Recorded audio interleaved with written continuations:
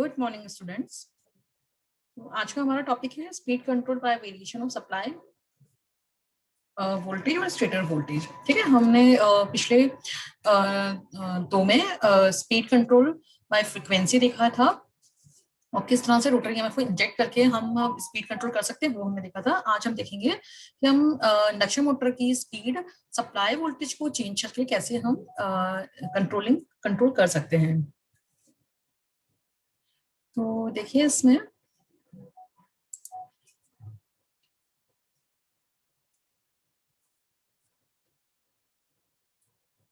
ठीक है, और ये स्टेटर साइड में था। ये जो स्पीड कंट्रोल मेथड कर रहे हैं वो स्टेटर साइड पे कर रहे हैं क्योंकि हम सप्लाई वोल्टेज को कंट्रोल कर रहे हैं। तो अगर हम सप्लाई वोल्टेज को चेंज कर रहे हैं इसका मतलब हम स्टेटर साइड पे जो वोल्टेज अप्लाई कर रहे हैं उसको हम चेंज करेंगे। ठीक है, तो by varying the supply voltage V, that is the voltage supply to the stator, we can vary the speed of an induction motor. इस मेथड को हम स्लिप कंट्रोल मेथड भी बोलते हैं। स्लिप कंट्रोल मेथड भी हम इसे बोलते हैं विद कांस्टेंट फ्रीक्वेंसी। फ्रीक्वेंसी हमारी देखिए पिछले वाले जो हमने किया था उसमें हमारी फ्रीक्वेंसी वेरिएबल थी। ठीक है, जब हम फ्रीक्वेंसी कंट्रोल मेथड हमने पढ़ा था, इसमें हम क्या करेंगे, हम फ्रीक्वेंसी को कांस्टेंट रखेंगे पर हमारी जो सप्लाई वोल्टेज वो वेरी करेगा। ठीक है, आपका जो मोटर की जो स्पीड है वो क्या है आपकी, n is equal to rotor की जो सिंक्रोनस स्पीड, रोटर की स्पीड जो होती है वो होती है, रोटर की स्पीड हम लिखते हैं, ये होगी आपकी 1 माइनस एस एन एस। ठीक है, और एन एस क्या होता है 120 एफ बाई पी। पहले वाला जो मैथड हमने किया था उसमें हमने क्या किया था, फ्रीक्वेंसी को कंट्रोल किया था। ठीक है ना, इस फ्रीक्वेंसी को जब मैं कंट्रोल कर रही थी तो ये हमारी रोटर की स्पीड क्या हो रही थी, चेंज हो रही थी। अब हम क्या करेंगे, इस मेथड में हम क्या करेंगे, हमारी जो फ्रीक्वेंसी है वो हमारी कांस्टेंट होगी पर हम जो सप्लाई वोल्टेज है उसको वेरी करेंगे।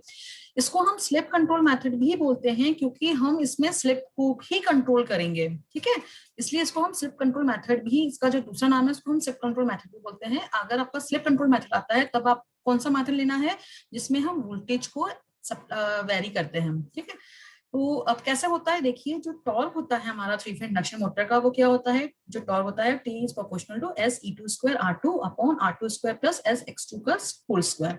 अब जैसे कि हमें पता है जो हमारा रनिंग टॉर्क होता है, जो हमारा रनिंग टॉर्क है उसमें जो स्लिप की वैल्यू होती है वो बहुत कम होती है। ठीक है ना, जो स्लिप होता है हमारा वो बहुत कम होता है अगर मैं स्टैंड स्टिल की बात करूं।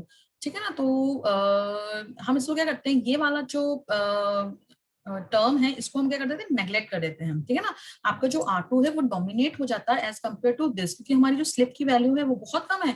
उसका आप स्क्वायर निकालोगे, मतलब ये जो आएगा 0.001 आता है, इसका भी स्क्वायर निकालोगे तो और भी कम हो जाएगा। तो हमने क्या किया, इसको हमने नेग्लेक्ट कर दिया, मतलब ये नेग्लिजिबल है एज कम्पेयर टू R2। तो जो हमारी टॉर्क की इक्वेशन बनती है वो क्या बनेगी, एस E1, मतलब E ले लेते हैं हम, E2 का स्क्वायर R2 अपॉन R2 का स्क्वायर, यहाँ से एक R2 और ये R2 चला गया। तो आपका जो रनिंग टॉर्क है, हम रनिंग टॉर्क की बात कर रहे हैं। ठीक है ना, क्योंकि हमने स्लिप को ये वाला टर्म मैंने हटा दिया है, मतलब हम रनिंग टॉर्क की बात कर रहे हैं। तो ये जो होगा वो करेगा, वेरी करेगा एस। और जो मैंने आपको बताया था जो इंड्यूस ईएमएफ है वो सप्लाई वोल्टेज के बराबर होता है, तो V का स्क्वायर अपॉन R2। ठीक है, जो टॉर्क की इक्वेशन बनी वो क्या बनी, ये वाली मेरी बन गई, ये स्क्वायर है, ये आपका जो है वो स्क्वायर है, ध्यान रखिएगा। ठीक है ना, क्योंकि हमारा जो इंड्यूस ईएमएफ है वो स्क्वायर के टर्म में वेरी हो रहा है। तो टॉर्क जो हो गया वो डायरेक्टली प्रोपोर्शनल हो गया S V square by R2। अब R2 जो है वो क्या है, हमारा कांस्टेंट है, जो रेजिस्टेंस है वो हमारा कांस्टेंट है, क्योंकि वाइंडिंग जो है हमारी कांस्टेंट है, हम इसमें कोई भी इंक्रीज या रेजिस्टेंस को ऐड वैड नहीं कर रहे हैं। तो जो R2 है वो मेरा कांस्टेंट है। ठीक है, तो जो टॉर्क हुआ वो डायरेक्टली प्रोपोर्शनल हो गया एस वी स्क्वायर।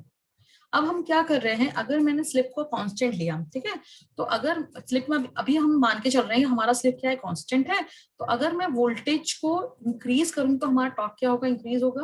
पर क्योंकि मुझे अपना टॉर्क, मैंने आपको कहा था जब भी हम स्पीड कंट्रोल करते हैं इंडक्शन मशीन की, तो उसमें हम लोड को चेंज नहीं करते हैं। ऐसा नहीं है कि हमारी ट्रेन रन कर रही है किसी स्पीड में, सपोज 300 की स्पीड में हमारी ट्रेन की स्पीड है, ट्रेन की स्पीड, और प्लेटफॉर्म आया तो उसको हमें कम करना है स्पीड को, तो हमने क्या किया, 2 डब्बे हटा दी। करते हो क्या आप ऐसा? बिल्कुल भी नहीं करते हो, है ना। वो जो जितने डब्बे लेकर जा रही है वो सारे के सारे, मतलब जो भी पैसेंजर्स में बैठे हुए हैं वो सब लोड के साथ में हमने अपनी स्पीड को चेंज करना है। अगर मैंने लोड को चेंज कर दिया तो ऑब्वियसली बात है मेरी स्पीड चेंज हो जाएगी। तो हमें क्या करना है, स्पीड को कंट्रोल करना है, पर हमें जो टॉर्क है मेरा वो क्या करना होना चाहिए, कांस्टेंट होना चाहिए। मतलब जो मेरा लोड है वो कांस्टेंट है। तो अगर मुझे अपना टॉर्क को कांस्टेंट रखना है, ठीक है ना, ये मैं क्या चाह रही हूँ, मेरा टॉर्क क्या हो जाए, कांस्टेंट हो जाए। तो ऑब्वियस सी बात है, अगर मैं अपने वोल्टेज को बढ़ाऊंगी, ठीक है ना, तो कैसे मेरा ये टॉर्क कैसे कांस्टेंट होगा? क्या करना पड़ेगा उस टाइम पे, मुझे अपने स्लिप को क्या करना पड़ेगा, कम करना पड़ेगा। या मैं अपने वोल्टेज को डिक्रीज करूंगी तो स्लिप मुझे क्या करना पड़ेगा, अपना इंक्रीज करना पड़ेगा। क्यों? क्योंकि मुझे ये जो टॉर्क है ये क्या करना है, अब मुझे कांस्टेंट रखना है। ये समझ में आया? क्योंकि मेरा जो टॉर्क है वो वेरी कर रहा है एस वी स्क्वायर के टर्म में, ठीक है, क्योंकि मैंने R2 को कांस्टेंट ले लिया है। तो अगर मैं वोल्टेज को वेरी करती हूँ तो मेरा टॉर्क वेरी होगा, और मैं नहीं चाहती हूँ कि मेरा टॉर्क वेरी हो, मुझे अपने टॉर्क को कांस्टेंट रखना है। तो मुझे स्लिप को वेरी करना पड़ेगा, ठीक है ना। स्लिप यहाँ पे वेरी हो रहा है, इसलिए हम इसको बोलते हैं स्लिप कंट्रोल मेथड। ठीक है, समझ में आया ये वाला पॉइंट? अब क्या होगा, अब मैं वोल्टेज को इंक्रीज भी कर सकती हूँ, वोल्टेज को डिक्रीज भी कर सकती हूँ, पर मैं अपने वोल्टेज को इंक्रीज नहीं कर सकती हूँ, ठीक है ना। मैं वोल्टेज को अपना इंक्रीज नहीं कर पाऊंगी, क्योंकि अगर मैं अपने वोल्टेज को इंक्रीज करती हूँ ना तो इंसुलेशन की प्रॉब्लम आ जाएगी, ठीक है। आपके जो वाइंडिंग्स आपने लगाया हुआ है रोटर और स्टेटर पे, वो आपने एक पर्टिकुलर वोल्टेज पे करा हुआ है ना, उसका इंसुलेशन जो दिया हुआ है एक पर्टिकुलर वोल्टेज पे दिया हुआ है। अगर मैं अपने वोल्टेज को वहां से इंक्रीज करूंगी तो क्या प्रॉब्लम आएगी आपके पास में? आप क्या प्रॉब्लम आया, आपका जो इंसुलेशन है वो ब्रेक हो सकता है, और आपके वाइंडिंग जो होती है वो खराब हो सकती है ना, डैमेज हो सकती है। तो हम क्या करेंगे, अपना जो वोल्टेज है उसको तो मैं इंक्रीज कर नहीं पाऊंगी, तो मैं क्या करूंगी, अपने वोल्टेज को क्या करूंगी, डिक्रीज करूंगी। ये सबको समझ में आया? तो बाय सप्लाई वोल्टेज, अगर मैं वेरिएशन ऑफ सप्लाई वोल्टेज से मैं अपने वोल्टेज को इंक्रीज नहीं करूंगी, मैं अपने वोल्टेज को डिक्रीज करूंगी। तो अगर मैं अपने वोल्टेज को डिक्रीज कर रही हूँ तो मुझे सप्लाई स्लिप क्या लेनी पड़ेगी, स्लिप क्या करनी पड़ेगी, इंक्रीज करनी पड़ेगी। और हमें पता है जो आपका रोटर की स्पीड होती है वो क्या होती है, रोटर की speed 1 minus S N S. क्योंकि मेरी फ्रिक्वेंसी अभी कांस्टेंट है तो ये मेरा कांस्टेंट है, ठीक है ना। एनएस की वैल्यू क्या होगी, कांस्टेंट होगी, क्योंकि फ्रीक्वेंसी पोल्स दोनों ही कांस्टेंट है। तो जो एनआर की जो स्पीड है आपकी वो डिपेंड कर रही है किस पे, स्लिप पे डिपेंड कर रही है। ये सबको समझ में आया? और अगर मैं स्लिप को इंक्रीज कर रही हूँ, है ना, अगर मैं अपनी स्लिप को इंक्रीज करूंगी तो क्या होगा, जो आपका रोटर की स्पीड होगी वो क्या हो जाएगी, आपकी डिक्रीज हो जाएगी।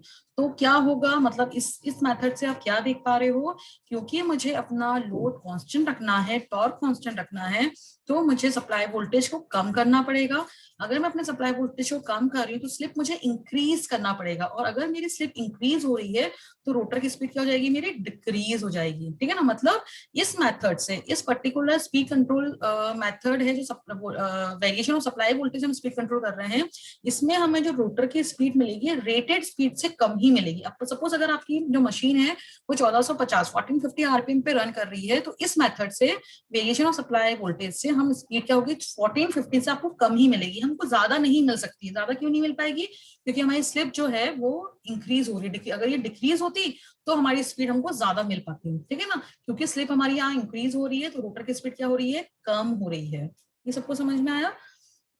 तो देखिए इसमें इन लो स्लिप रीजन, जैसे मैंने आपको अभी पूरा बताया, लो स्लिप रीजन में ये वाली जो है वो क्या होगी, हमारी नेगलेक्ट होगी, बहुत कम है R2 के कंपेयर में।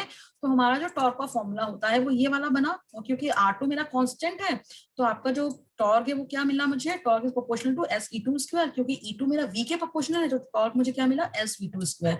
और क्योंकि मुझे ये कांस्टेंट रखना है तो मुझे वोल्टेज को वेरी करना है, और साथ साथ में मुझे अपनी स्लिप को भी क्या करना पड़ेगा, वेरी करना पड़ेगा, ठीक है। From the equation above, it is clear that if we decrease supply voltage, torque will also increase.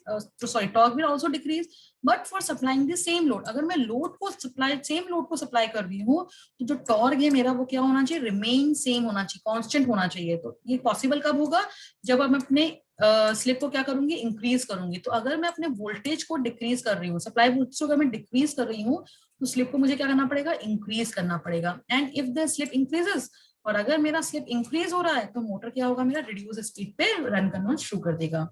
तो हम इस मेथड को बहुत रेयरली हम यूज करते हैं, क्योंकि आप क्या करते हो, क्योंकि वोल्टेज को थोड़ा भी कम करते हो, क्योंकि वोल्टेज स्क्वायर के टर्म में जो आपका टॉर्क है, देखिए मैंने आपको बताया था जो टॉर्क है वो स्क्वायर वोल्टेज का स्क्वायर है ना।